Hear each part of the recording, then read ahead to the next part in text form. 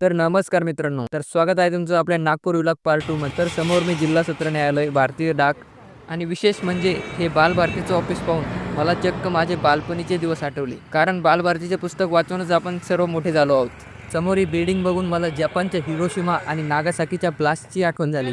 कारण तिथेही अशीच बिल्डिंग अजूनही उभी आहे. तर पुढे थोड्या अंतरावर मलाही महाराज बाग आणि प्राणी संग्रहालय दिसलं. म्हटलं आपल्याकडे टाइम तर आहे, चला बाग बघूया.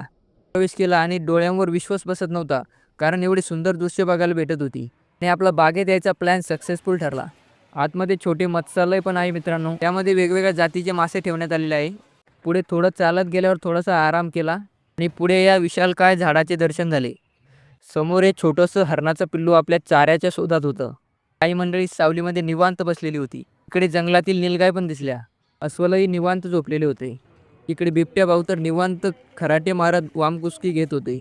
आणि परत एकदा सुंदर झाडं झुडपं दिसायला सुरुवात झाली. मित्रांनो, मला तर बागेतील सर्वात जास्त आवडली ती म्हणजे इथली झाडे मित्रांनो.